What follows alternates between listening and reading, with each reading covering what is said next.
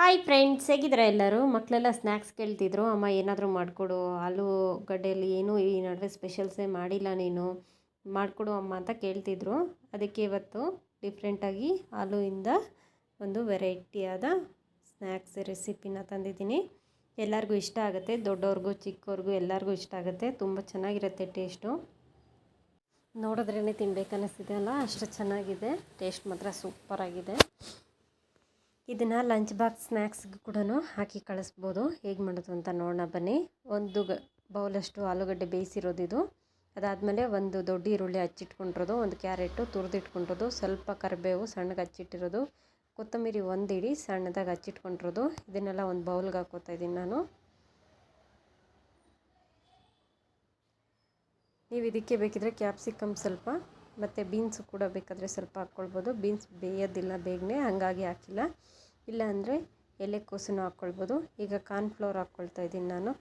ನೀವು ಕ್ವಾಂಟಿಟಿ ನೋಡಿಕೊಂಡು ಹಾಕ್ಕೊಳ್ಬೋದು. ನಾನೀಗ 2 ಟೇಬಲ್ ಸ್ಪೂನ್ ಕಾರ್ನ್ಫ್ಲೋರ್ನ ಹಾಕ್ಕೊಂಡು, ಅದಾದಮೇಲೆ ಅಚ್ಕಾರದ ಪುಡಿ ಒಂದು ಅರ್ಧ ಟೇಬಲ್ ಸ್ಪೂನಷ್ಟು ಹಾಕ್ಕೊಂಡಿದ್ದೀನಿ. ಚಾಟ್ ಮಸಾಲೆನ ಒಂದು 1/4 ಟೀ ಸ್ಪೂನ್ ಹಾಕ್ಕೊಂಡಿದ್ದೀನಿ. ಗರಂ ಮಸಾಲೆ ಒಂದು ಚಿಟಿಕೆ ಅಷ್ಟು ಹಾಕ್ಕೊಂಡಿದ್ದೀನಿ. ಈಗ ರುಚಿಗೆ ತಕ್ಕಷ್ಟು ಉಪ್ಪನ್ನು ಹಾಕ್ಕೊಳ್ತಾ ಇದ್ದೀನಿ.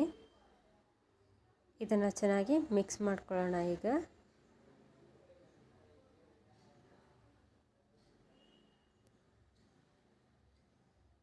ಇದರಲ್ಲಿರೋದೆಲ್ಲ ಹೆಲ್ತಿ ಫುಡ್ಸೇ. ನೀವು ಚಾಟ್ ಮಸಾಲೆ ಬೇಕಿದ್ದರೆ ಸ್ಕಿಪ್ ಮಾಡ್ಕೊಳ್ಬೋದು. ಟೇಸ್ಟ್ಗೋಸ್ಕರ ಮಾತ್ರ ಹಾಕ್ಕೊಂಡಿದ್ದೀನಿ. ಅದ್ರ ಬದಲಾಗಿ ಧನಿಯಾ ಪುಡಿ ಕೂಡ ಉಪಯೋಗಿಸ್ಕೊಳ್ಬೋದು.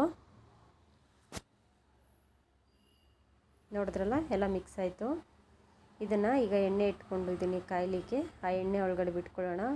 ನಿಮಗೆ ಯಾವ ಶೇಪ್ ಬೇಕಿದ್ರೆ ಆ ಶೇಪ್ನ ಮಾಡಿಕೊಂಡು ಬಿಟ್ಕೊಳ್ಬೋದು. ಇದೇ ಥರ ನಮಗೆ ಫುಲ್ಲು ಕ್ರಿಸ್ಪಿ ಬೇಕು, ಸ್ವಲ್ಪನೂ ಸಾಫ್ಟ್ನೆಸ್ ಬೇಡ, ಮೇಲೆ ಫುಲ್ ಕ್ರಿಸ್ಪಿ ಬೇಕಂದರೆ ಇನ್ನೊಂದು ಆಪ್ಷನ್ ಅಂದರೆ ಬ್ರೆಡ್ದು ನಾವು ಮಿಕ್ಸಿ ಮಾಡಿ ಇಟ್ಕೊಳ್ತೀವಲ್ಲ, ಬ್ರೆಡ್ ಪೌಡರ್ ಬರುತ್ತಲ್ಲ, ಅದನ್ನು ಡಿಪ್ ಮಾಡಿ ಹಾಕ್ಕೊಂಡ್ರೆ ನಿಮಗೆ ಕ್ರಿಸ್ಪಿ ಅನ್ನೋದು ತುಂಬ ಚೆನ್ನಾಗಿ ಬರುತ್ತೆ. ಒಂಚೂರು ಕೂಡ ಸಾಫ್ಟಾಗಿ ಅಂಟ್ಕೊಳ್ಳೋದು ಯಾವ ಥರನೂ ಬರೋದಿಲ್ಲ. ಇದು ಕೂಡ ತುಂಬ ಚೆನ್ನಾಗಿರುತ್ತೆ. ಅದು ಆಪ್ಷನಲ್ಲು. ಅದು ಕೂಡ ನಾನು ಒಂದು ಸತಿ ಮಾಡಿ ನಿಮಗೆ ವಿಡಿಯೋನ ಅಪ್ಲೋಡ್ ಮಾಡ್ತೇನೆ. ಅದು ಚೆನ್ನಾಗಿ ಅನಿಸುತ್ತೆ. ಅದನ್ನ ಕಟ್ ಮಾಡಿ ಬಾಕ್ಸ್ ಶೇಪು ಮತ್ತು ಸ್ಟ್ರೈಟಾಗಿ ಲೈನ್ಸ್ ಥರ ಕೂಡ ಮಾಡ್ಕೊಳ್ಬೋದು. ಈಗ ಇದೂ ತುಂಬ ಚೆನ್ನಾಗಿರುತ್ತೆ ಟೇಸ್ಟು. ಒಂದು ಸತಿ ಮಾಡಿ ತಿಂದು ನೋಡಿ, ಮತ್ತು ನೀವೇ ಹೇಳ್ತೀರಾ, ಅಷ್ಟು ಚೆನ್ನಾಗಿ ಬರುತ್ತೆ. ಇದಕ್ಕೆ ನೀವು ಸಬ್ಬಕ್ಕಿ ಸೊಪ್ಪು ಏನು ಬೇಕಿದ್ರೂ ಹಾಕ್ಕೊಳ್ಬೋದು. ಇದಕ್ಕೆ ಇಲ್ಲ ಅಂದರೆ ನಾವು ಇದು ಮಾಡ್ಕೊಳ್ತೀವಲ್ಲ, ಗೋಬಿ ಮಾಡ್ಕೊಳ್ತೀವಲ್ಲ, ಅದೇ ಥರ ಗೊಜ್ಜು ಮಾಡಿಕೊಂಡು ಕೂಡ ಮಾಡ್ಕೊಳ್ಬೋದು. ತುಂಬ ಚೆನ್ನಾಗಿರುತ್ತೆ. ಈಗ ಒಂದು ಸೈಡ್ ಬೆಂದಮೇಲೆ ಇನ್ನೊಂದು ಸೈಡ್ಗೆ ಟರ್ನ್ ಮಾಡ್ಕೊಳ್ಳೋಣ. ಮೀಡಿಯಮ್ ಉರಿ ಇಟ್ಕೊಂಡು ಬೇಯಿಸ್ಕೊಳ್ತಾ ಇದ್ದೀನಿ ನಾನು. ತುಂಬ ಈಸಿ ಮಾಡ್ಕೊಳ್ಳೋದು. ಕೆಲವೊಂದು ಸತಿ ಆಲೂಗಡ್ಡೆ ಬೇಯಿಸಿರೋದಿರುತ್ತಲ್ಲ, ಅದನ್ನು ಉಪಯೋಗಿಸ್ಕೊಂಡು ನೀವು ರೆಸಿಪಿನ ಮಾಡ್ಕೊಳ್ಬೋದು ಈಸಿಯಾಗಿ.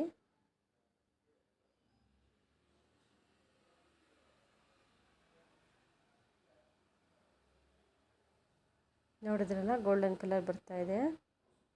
ಸ್ವಲ್ಪ ಬ್ರೌನ್ ಕಲರ್ ಬಂದರೆ ನಿಮಗೆ ಕ್ರಿಸ್ಪಿ ಚೆನ್ನಾಗಿ ಬರುತ್ತೆ. ನೋಡಿ, ಈ ಥರ ಬರಬೇಕು ಕಲರು. ಆಗ ಮೇಲೆ ಈರುಳ್ಳಿ ಎಲ್ಲ ಇದೆಯಲ್ಲ, ಅದೆಲ್ಲ ಚೆನ್ನಾಗಿ ಕ್ರಿಸ್ಪಿಯಾಗಿ ಗರ್ಗರಿ ಥರ ಬರುತ್ತೆ.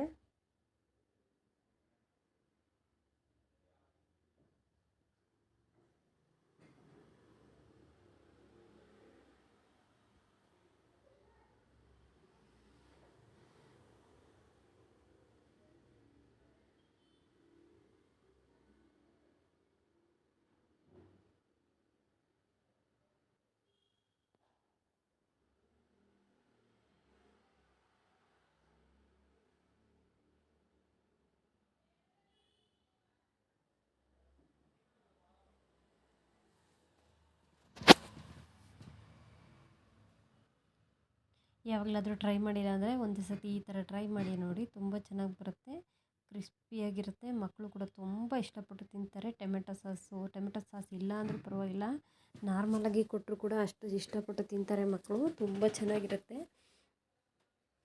ನೋಡಿದ್ರಲ್ಲ, ಇದೇ ಥರನೇ ಎಲ್ಲನೂ ಫ್ರೈ ಮಾಡಿಕೊಂಡ್ರೆ ರೆಡಿ ಆಗಿಬಿಡುತ್ತೆ. ನೋಡಿದ್ರೇ ಗೊತ್ತಾಗುತ್ತೆ ಎಷ್ಟು ಕ್ರಿಸ್ಪಿ ಇದೆ ಅಂತ.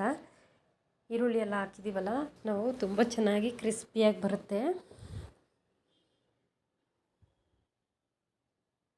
ಯಾರೆಲ್ಲ ಹೊಸ್ದಾಗಿ ನೋಡ್ತಾ ಇದ್ದೀರಾ ನನ್ನ ಚಾನಲ್ನ ಅವರು ಸಬ್ಸ್ಕ್ರೈಬ್ ಮಾಡ್ಕೊಳ್ಳಿ. ಫೇಸ್ಬುಕ್ಕಲ್ಲಿ ನೋಡ್ತಿರೋರಾದರೆ ಫಾಲೋ ಮಾಡ್ಕೊಳ್ಳಿ. Thank you for watching. Taste ನೋಡ್ತಾ ಇದ್ದೀನಿ ನಾನೀಗ. ತುಂಬ ಚೆನ್ನಾಗಿ ಬಂದಿದೆ. ಟೇಸ್ಟ್ ಮಾತ್ರ ಅದ್ಭುತ ಅಂತಲೇ ಹೇಳ್ಬೋದು.